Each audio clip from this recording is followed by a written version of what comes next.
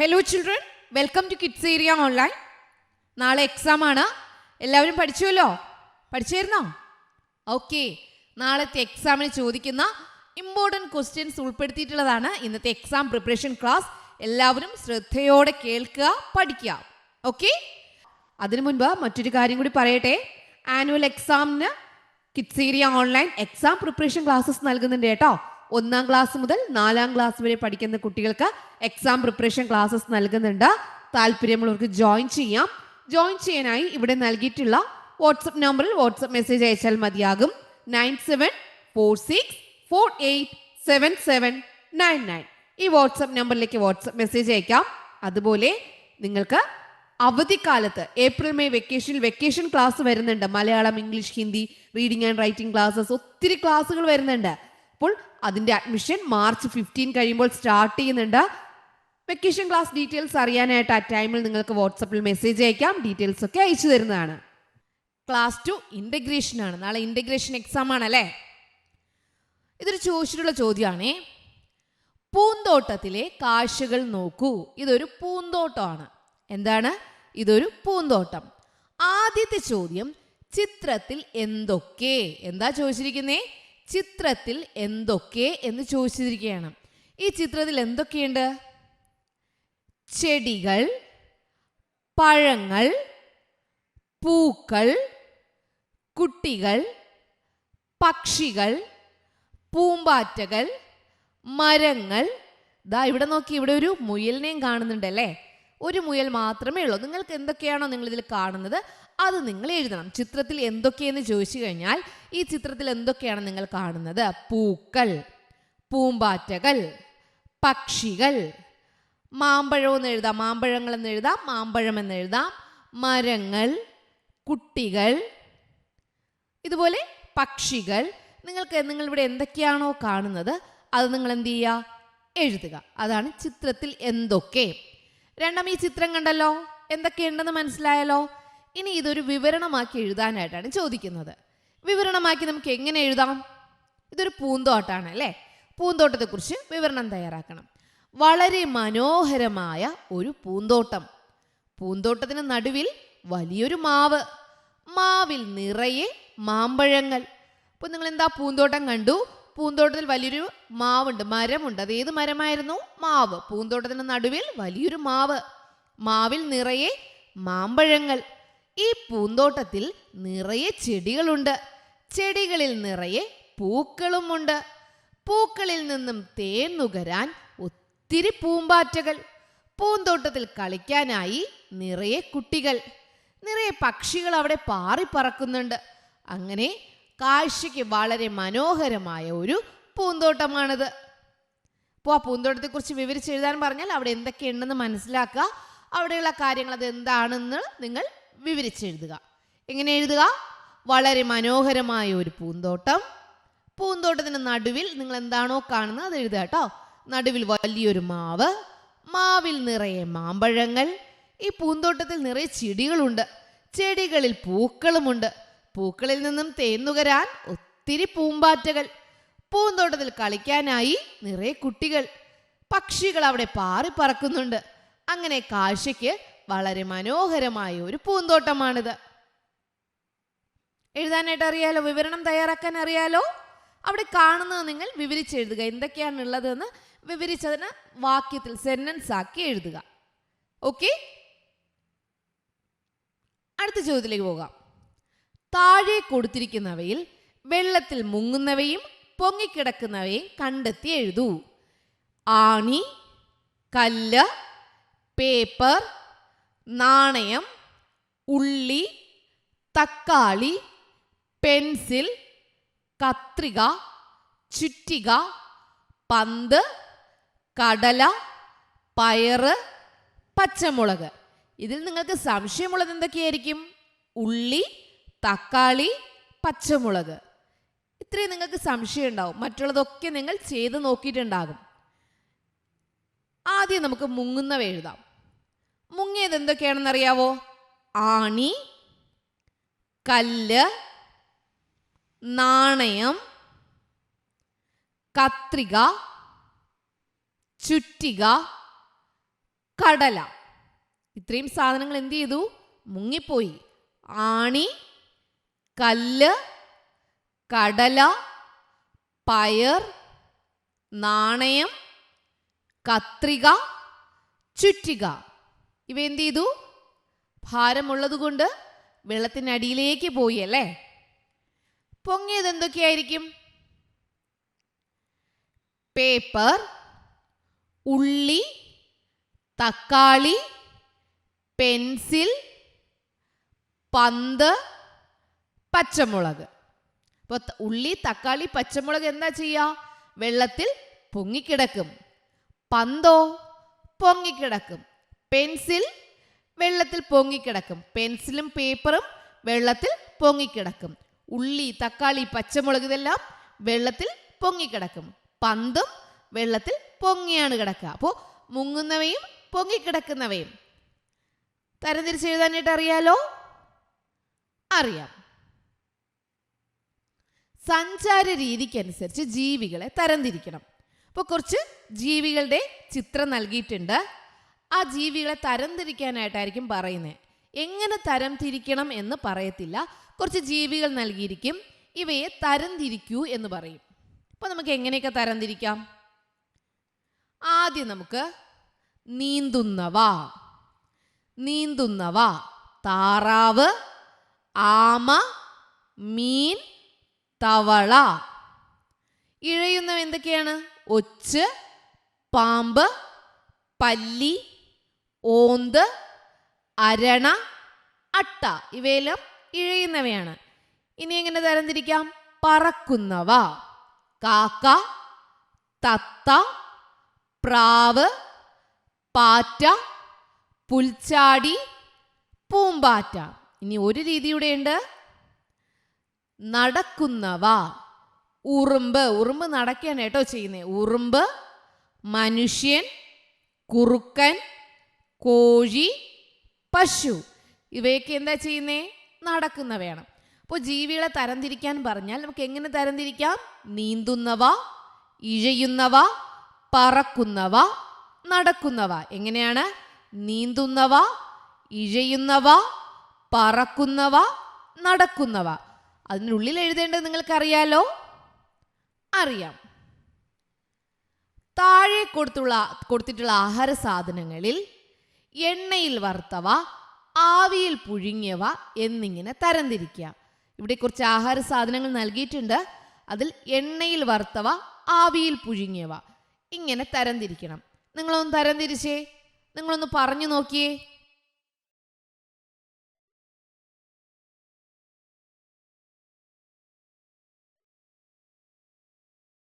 പറഞ്ഞു നോക്കിയായിരുന്നോ?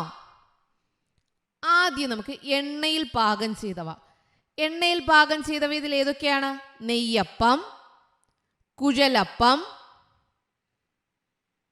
ഉഴുന്നുവട, അച്ചപ്പം, മുറുക്ക്, പക്കാവട. ഇതെല്ലാം എണ്ണയിൽ വറുത്തവയാണ്. ഇനി ആവിയിൽ പുഴുങ്ങിയവയോ? ഇടിയപ്പം, പുട്ട്, ദോശ, ഇലയപ്പം, ഇഡലി.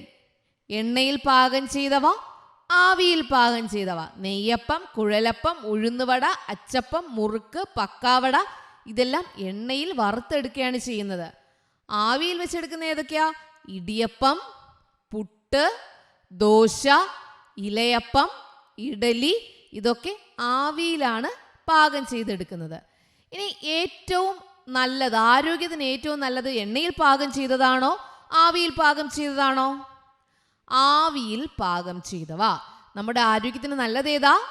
ആവിയിൽ പാകം ചെയ്തവ. ഓക്കെ. നല്ല ആഹാരശീലങ്ങൾ, നല്ല ശുചിത്വശീലങ്ങൾ. നമുക്കാദ്യം നല്ല ആഹാരശീലങ്ങൾ നോക്കാം. നല്ല ആഹാരശീലങ്ങൾ: പഴകിയതും കേടുവന്നതുമായ ആഹാരം കഴിക്കരുത്. പഴകിയതും കേടുവന്നതുമായ ആഹാരം കഴിക്കരുത്. വീട്ടിൽ തയ്യാറാക്കുന്ന ഭക്ഷണങ്ങൾ കഴിക്കുക. വീട്ടിൽ തയ്യാറാക്കുന്ന ഭക്ഷണങ്ങൾ കഴിക്കുക. പച്ചക്കറികളും ഇലകളും പഴങ്ങളും ആഹാരത്തിൽ ഉൾപ്പെടുത്തണം. പച്ചക്കറികളും ഇലകളും പഴങ്ങളും ആഹാരത്തിൽ ഉൾപ്പെടുത്തണം. പഴകിയ ആഹാരം കഴിക്കരുത്. തുറന്നു വച്ചിരിക്കുന്ന ആഹാരം കഴിക്കരുത്. അപ്പോൾ നല്ല ആഹാരശീലങ്ങൾ എന്തൊക്കെയാണ്? പഴകിയതും കേടുവന്നതുമായ ആഹാരം കഴിക്കരുത്. വീട്ടിൽ തയ്യാറാക്കുന്ന ഭക്ഷണങ്ങൾ കഴിക്കുക. പച്ചക്കറികളും ഇലകളും പഴങ്ങളും ആഹാരത്തിൽ ഉൾപ്പെടുത്തുക. പഴകിയ ആഹാരം കഴിക്കരുത്. തുറന്നു വച്ചിരിക്കുന്ന ആഹാരം കഴിക്കരുത്. അപ്പോൾ ഇത് ആഹാരവുമായിട്ട് ബന്ധപ്പെട്ട നല്ല ആഹാരശീലങ്ങളാണ്. ഇനി നമുക്ക് നല്ല ശുചിത്വശീലങ്ങൾ നോക്കാം. നമ്മൾ വൃത്തിയായിട്ടിരിക്കാൻ വേണ്ടി ശുചിത്വശീലങ്ങൾ. ആഹാരത്തിന് മുമ്പും ശേഷവും കൈകൾ വൃത്തിയായി കഴുകുക. ആഹാരത്തിന് മുമ്പും ശേഷവും കൈകൾ വൃത്തിയായി കഴുകുക. ദിവസവും പല്ലു തേക്കുക, കുളിക്കുക. ദിവസവും പല്ലു തേക്കുക, കുളിക്കുക. നഖങ്ങൾ വെട്ടി വൃത്തിയാക്കുക. നഖങ്ങൾ വെട്ടി വൃത്തിയാക്കുക. നല്ല വസ്ത്രങ്ങൾ ധരിക്കുക. നല്ല വസ്ത്രങ്ങൾ ധരിക്കുക. ഇവ എന്താണ്? നല്ല ശുചിത്വശീലങ്ങൾ. അപ്പോൾ നല്ല ആഹാരശീലങ്ങൾ നമ്മൾ പഠിച്ചു, നല്ല ശുചിത്വശീലങ്ങൾ നമ്മൾ പഠിച്ചു. ഇനി ആഹാരവുമായിട്ട് ബന്ധപ്പെട്ട് പോസ്റ്റർ തയ്യാറാക്കണം. ആരോഗ്യശീലവുമായിട്ട് ബന്ധപ്പെട്ട് പോസ്റ്റർ തയ്യാറാക്കണം. 3 പോസ്റ്റർ ടീച്ചറോട് തയ്യാറാക്കിയിട്ടുണ്ട്. ഒന്നാമത്തെ പോസ്റ്റർ എന്താണ്? ജങ്ക് ഫുഡുകൾ ആരോഗ്യത്തിന് ഹാനികരം. ജങ്ക് ഫുഡുകൾ ആരോഗ്യത്തിന് ഹാനികരം. രണ്ടാമതോ, ആരോഗ്യമുള്ള കുഞ്ഞുങ്ങൾ നാടിൻ്റെ സമ്പത്ത്. ആരോഗ്യമുള്ള കുഞ്ഞുങ്ങൾ നാടിൻ്റെ സമ്പത്ത്. കോള ഒഴിവാക്കൂ, നാരങ്ങാ വെള്ളവും ഇളനീരും ശീലമാക്കൂ. കോള ഒഴിവാക്കൂ, നാരങ്ങാ വെള്ളവും ഇളനീരും ശീലമാക്കൂ. ഇങ്ങനെ ആരോഗ്യശീലങ്ങൾക്കായിട്ടുള്ള 3 പോസ്റ്ററാണ് ടീച്ചർ ഇവിടെ തയ്യാറാക്കിയിട്ടുള്ളത്. ജങ്ക് ഫുഡുകൾ ആരോഗ്യത്തിന് ഹാനികരം, ആരോഗ്യമുള്ള കുഞ്ഞുങ്ങൾ നാടിൻ്റെ സമ്പത്ത്, കോള ഒഴിവാക്കൂ, നാരങ്ങ വെള്ളവും ഇളനീരും ശീലമാക്കൂ. നമുക്ക് ആഹാരവുമായി ബന്ധപ്പെട്ട് പഴഞ്ചൊല്ല് നോക്കിയാലോ? 2 പഴഞ്ചൊല്ല് നോക്കാവേ. അധികമായാൽ അമൃതും വിഷം. അധികമായാൽ അമൃതും വിഷം. എല്ലുമുറിയെ പണി ചെയ്താൽ പല്ലുമുറിയെ തിന്നാം. എല്ലുമുറിയെ പണി ചെയ്താൽ പല്ലുമുറിയെ തിന്നാം. ഉണ്ടവൻ അറിയുമോ ഉണ്ണാത്തവൻ്റെ വിശപ്പ്? ആഹാരം കഴിച്ചവന് ആഹാരം കഴിക്കാത്തവൻ്റെ വിശപ്പ് അറിയില്ല. ഉണ്ടവൻ അറിയാമോ ഉണ്ണാത്തവൻ്റെ വിശപ്പ്? 3 പഴഞ്ചൊല്ലാണ് ടീച്ചറോട് നൽകിയിട്ടുള്ളത്. ആഹാരവുമായി ബന്ധപ്പെട്ട 3 പഴഞ്ചൊല്ല്. അധികമായാൽ അമൃതും വിഷം. എല്ലുമുറിയെ പണി ചെയ്താൽ പല്ലുമുറിയെ തിന്നാം. ഉണ്ടവൻ അറിയുമോ ഉണ്ണാത്തവൻ്റെ വിശപ്പ്. കടങ്കഥ നോക്കാം. ആഹാരവുമായിട്ട് ബന്ധപ്പെട്ട കടങ്കഥകൾ. ഞെട്ടില്ല വട്ടയില, പപ്പടം. ഞെട്ടില്ല വട്ടയില എന്താണ്? പപ്പടം. ഞെട്ടില്ലാത്ത വട്ടയില, അതാണ് ഞെട്ടില്ല വട്ടയില, പപ്പടം. ശീശു, 2 ഒച്ച. എടുത്തു നോക്കി 100 ഓട്ട. എന്താ? ദോശ. ശീശു, 2 ഒച്ച. എടുത്തു നോക്കി 100 ഓട്ട. അതെന്താ? ദോശ. അപ്പോൾ ആഹാരവുമായിട്ട് ബന്ധപ്പെട്ട് 2 കടങ്കഥയും ടീച്ചർ ഇവിടെ പറഞ്ഞു. ഇനി ഉപയോഗമനുസരിച്ച് വാഹനങ്ങൾ തരംതിരിക്കണം. വാഹനങ്ങളുടെ ഉപയോഗമനുസരിച്ച് എങ്ങനെ തരംതിരിക്കാം? കുറച്ച് വാഹനങ്ങൾ നൽകിയിട്ടുണ്ടാകും, അത് തരംതിരിക്കാനായിട്ട് പറഞ്ഞിട്ടുണ്ടാകും. സഞ്ചാര രീതി അനുസരിച്ച് തരംതിരിക്കാം. സഞ്ചാര രീതി എന്ന് പറഞ്ഞാൽ കരയിലൂടെ ഓടുന്നവ, വെള്ളത്തിലോടുന്നവ, ആകാശത്തിലോടുന്നവ. ഉപയോഗമനുസരിച്ച് നമുക്ക് എങ്ങനെ തരംതിരിക്കാം? യാത്രയ്ക്കായി ഉപയോഗിക്കുന്ന വാഹനങ്ങൾ. യാത്രയ്ക്കായി ബസ്, കാർ, വാൻ, സൈക്കിൾ, വിമാനം, കപ്പൽ, കാളവണ്ടി, ഇതൊക്കെ യാത്രയ്ക്ക് വേണ്ടി ഉപയോഗിക്കുന്നതാണ് അല്ലെ. ഓട്ടോറിക്ഷ, ഇതൊക്കെ നമ്മൾ യാത്ര ചെയ്യാൻ വേണ്ടി ഉപയോഗിക്കുന്ന വാഹനങ്ങളാണ്. യാത്രയ്ക്ക് ഉപയോഗിക്കുന്ന വാഹനങ്ങൾ. ഒന്നാമത് എങ്ങനെ തരംതിരിക്കാം? യാത്രയ്ക്ക് ഉപയോഗിക്കുന്ന വാഹനങ്ങൾ. എക്സാമ്പിൾ ഉദാഹരണങ്ങൾ ഏതൊക്കെയാ? കാർ, വാൻ, സൈക്കിൾ, വിമാനം, കപ്പൽ, കാളവണ്ടി. ഇതുപോലെ നിങ്ങൾക്കറിയാലോ ഒത്തിരി ബസ്, ട്രെയിൻ, ഒത്തിരി വാഹനങ്ങളുണ്ട്. യാത്രയ്ക്ക് വേണ്ടി ഉപയോഗിക്കുന്ന വാഹനങ്ങളുണ്ട്. രണ്ടാമതോ, സാധനങ്ങൾ കൊണ്ടുപോകുന്നതിന് ഉപയോഗിക്കുന്ന വാഹനങ്ങൾ. സാധനങ്ങൾ കൊണ്ടുപോകുന്നതിന് വാഹനങ്ങളാണല്ലോ ഉപയോഗിക്കുന്നത്. സാധനങ്ങൾ കൊണ്ടുപോകുന്നതിന് ഉപയോഗിക്കുന്ന വാഹനങ്ങൾ. ലോറി, ലോറിയിൽ സാധനങ്ങൾ കൊണ്ടുപോകാറില്ലേ? ഗുഡ്സ് ട്രെയിൻ, ട്രെയിനിൽ സാധനം കൊണ്ടുപോകുന്ന അത് ഗുഡ്സ് ട്രെയിൻ. ചരക്ക് കപ്പൽ, കപ്പലിൽ സാധനങ്ങൾ കൊണ്ടുപോകാറുണ്ട്, ചരക്ക് കപ്പൽ. കാളവണ്ടി, കാളവണ്ടിയിലും സാധനങ്ങൾ കൊണ്ടുപോകാറുണ്ട്. കൈവണ്ടി, കൈവണ്ടി എന്ന് പറഞ്ഞാൽ അറിയാലോ, ഇങ്ങനെ നമ്മൾ തള്ളിക്കൊണ്ടു പോകുന്ന കൈവണ്ടി, അത് തന്നെയാണ്. അപ്പം ലോറി, ഗുഡ്സ് ട്രെയിൻ, ചരക്ക് കപ്പൽ, കാളവണ്ടി, കൈവണ്ടി, ട്രക്ക്, ഇതൊക്കെ എന്താണ്? സാധനങ്ങൾ കൊണ്ടുപോകുന്നതിന് ഉപയോഗിക്കുന്ന വാഹനങ്ങളാണ്. ഇനി മൂന്നാമതോ, പല ആവശ്യങ്ങൾക്കായി ഉപയോഗിക്കുന്ന വാഹനങ്ങളുണ്ട്. ഒന്നാമത് യാത്രയ്ക്കായി ഉപയോഗിക്കുന്ന വാഹനങ്ങൾ. രണ്ടാമത് എന്തായിരുന്നു? രണ്ടാമത് നമ്മൾ പഠിച്ചത് എന്തായിരുന്നു? സാധനങ്ങൾ കൊണ്ടുപോകാനായി ഉപയോഗിക്കുന്ന വാഹനങ്ങൾ. മൂന്നാമതോ, പല ആവശ്യങ്ങൾക്കായി ഉപയോഗിക്കുന്ന വാഹനങ്ങൾ. അതേതൊക്കെയാണ്? ട്രാക്ടർ, അത് കൃഷിപ്പണിക്കായിട്ടല്ലേ, അതുപോലുള്ളത്. ഫയർ എൻജിൻ, തീ അണയ്ക്കാൻ. യുദ്ധക്കപ്പൽ, യുദ്ധം ചെയ്യാനുള്ള കപ്പലാണ്. മണ്ണുമാന്തി യന്ത്രം, മണ്ണ് നീക്കാൻ വേണ്ടി. റോക്കറ്റ്, ബഹിരാകാശത്ത് വിക്ഷേപിക്കാൻ. ട്രാക്ടർ, കൃഷിപ്പണിക്കായിട്ട്. അപ്പോൾ പല ആവശ്യങ്ങൾക്കായിട്ട് ഉപയോഗിക്കുന്ന വാഹനങ്ങളുണ്ട്. അപ്പോൾ ഉപയോഗങ്ങൾ അനുസരിച്ച് വാഹനങ്ങൾ തരംതിരിക്കാൻ പറഞ്ഞാൽ എങ്ങനെ തരംതിരിക്കാം? ഉപയോഗങ്ങൾ അനുസരിച്ചിട്ട് യാത്രയ്ക്കായി ഉപയോഗിക്കുന്നവ, സാധനങ്ങൾ കൊണ്ടുപോകാനായി ഉപയോഗിക്കുന്നവ, ആവശ്യങ്ങൾക്കായി ഉപയോഗിക്കുന്നവ. ഇങ്ങനെ മൂന്നായിട്ട് ഉപയോഗമനുസരിച്ച് വാഹനങ്ങളെ തരംതിരിക്കാം. സഞ്ചാര രീതി അനുസരിച്ച് എങ്ങനെ തരംതിരിക്കാം? കരയിൽ ഓടുന്ന വാഹനങ്ങൾ, വെള്ളത്തിലോടുന്ന വാഹനങ്ങൾ, ആകാശത്തിൽ ഓടുന്ന വാഹനങ്ങൾ. അപ്പോൾ അതും കറക്റ്റായിട്ട് എഴുതാനായിട്ട് അറിയാലോ. ഇനി പുകയുള്ള വാഹനങ്ങളും പുകയില്ലാത്ത വാഹനങ്ങളും.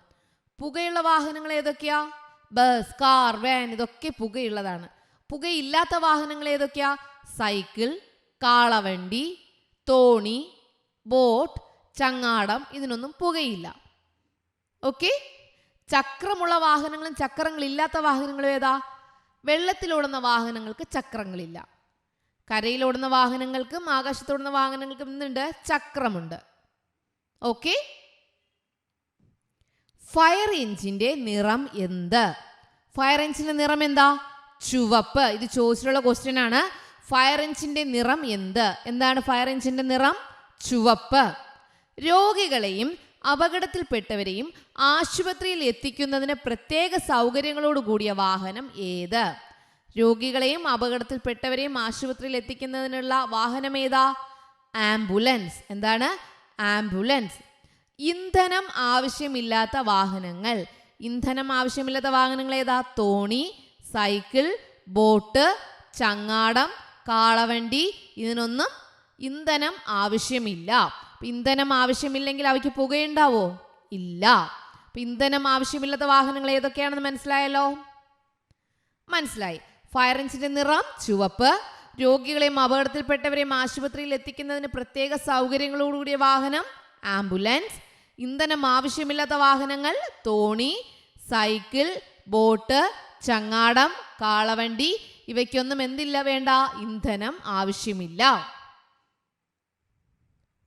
പാചകക്കുറിപ്പ് തയ്യാറാക്കണം. ആദ്യം വിഭവത്തിൻ്റെ പേരാണ് എഴുതാനുള്ളത്. നിങ്ങൾ എന്താണോ പാചകം ചെയ്യാനായിട്ട് പോകുന്നത് അതിൻ്റെ പേരെഴുതുക. ടീച്ചർ ഇവിടെ അരിപ്പായസം എന്ന് എഴുതിയിരിക്കുകയാണ്. വിഭവത്തിൻ്റെ പേരെഴുതുക.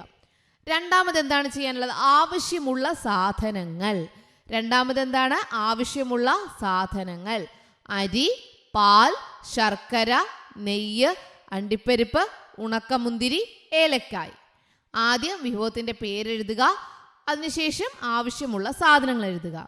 ഇനി ഇതുപയോഗിച്ച് തയ്യാറാക്കാം. തയ്യാറാക്കുന്ന വിധം. തയ്യാറാക്കുന്ന വിധം. ഒരു പാത്രത്തിൽ പാലെടുത്ത് അടുപ്പിൽ വെച്ച് തിളപ്പിക്കുക. ഒരു പാത്രത്തിൽ പാലെടുത്ത് അടുപ്പിൽ വെച്ച് തിളപ്പിക്കുക. മറ്റൊരു പാത്രത്തിൽ ശർക്കരയെടുത്ത് അല്പം വെള്ളമൊഴിച്ച് അടുപ്പിൽ വെച്ച് ഉരുക്കിയെടുക്കുക. ഒരു പാത്രത്തിൽ പാലെടുത്ത് അടുപ്പിൽ വെച്ച് തിളപ്പിക്കുക. മറ്റൊരു പാത്രത്തിൽ ശർക്കരയെടുത്ത് അല്പം വെള്ളമൊഴിച്ച് അടുപ്പിൽ വെച്ച് ഉരുക്കിയെടുക്കുക. പാൽ തിളച്ചു വരുമ്പോൾ അരി അതിലിടുക. പാൽ തിളച്ചു വരുമ്പോൾ അരി പാലിലിടുക. വെന്ത് വരുമ്പോൾ ആവശ്യത്തിന് ശർക്കര ഉരുക്കിയത് ചേർത്ത് ഇളക്കുക. പാലിൽ അരി വെന്ത് വരുമ്പോൾ എന്ത് ചെയ്യണം? ശർക്കര ഉരുക്കിയത് അതിൽ ചേർത്ത് ഇളക്കണം. അതിനുശേഷം നെയ്യിൽ വറുത്തെടുത്ത അണ്ടിപ്പരിപ്പും ഉണക്കമുന്തിരിയും ഇടുക. ഏലക്കായ് പൊടിച്ചത് ചേർക്കുക. പായസം തയ്യാർ. അവസാനം എന്തെഴുതണം? പായസം തയ്യാർ. മനസ്സിലായിരുന്നോ? തെറ്റാതെ എഴുതാനായിട്ട് അറിയാലോ? പാചകക്കുറിപ്പ് എഴുതാനായിട്ട് അറിയാലോ? Okay children, bye. Thank you. Annual എക്സാമിന് kids area online exam preparation classes നൽകുന്നുണ്ട് കേട്ടോ. 1ാം ക്ലാസ് മുതൽ 4ാം ക്ലാസ് വരെ പഠിക്കുന്ന കുട്ടികൾക്ക് എക്സാം പ്രിപ്പറേഷൻ ക്ലാസ്സസ് നൽകുന്നുണ്ട്. താല്പര്യമുള്ളവർക്ക് ജോയിൻ ചെയ്യാം. ജോയിൻ ചെയ്യാനായി ഇവിടെ നൽകിയിട്ടുള്ള വാട്സപ്പ് നമ്പറിൽ വാട്സപ്പ് മെസ്സേജ് അയച്ചാൽ മതിയാകും. 9746487799. ഈ വാട്സപ്പ് നമ്പറിലേക്ക് വാട്സപ്പ് മെസ്സേജ് അയക്കാം. അതുപോലെ നിങ്ങൾക്ക് അവധിക്കാലത്ത് ഏപ്രിൽ മെയ് വെക്കേഷൻ ക്ലാസ് വരുന്നുണ്ട്. Malayalam, English, Hindi, reading and writing classes, ഒത്തിരി ക്ലാസ്സുകൾ വരുന്നുണ്ട്. അപ്പോൾ അതിൻ്റെ അഡ്മിഷൻ മാർച്ച് 15 കഴിയുമ്പോൾ സ്റ്റാർട്ട് ചെയ്യുന്നുണ്ട്. വെക്കേഷൻ ക്ലാസ് ഡീറ്റെയിൽസ് അറിയാനായിട്ട് ആ ടൈമിൽ നിങ്ങൾക്ക് വാട്സപ്പിൽ മെസ്സേജ് അയക്കാം. ഡീറ്റെയിൽസ് ഒക്കെ അയച്ചു തരുന്നതാണ്.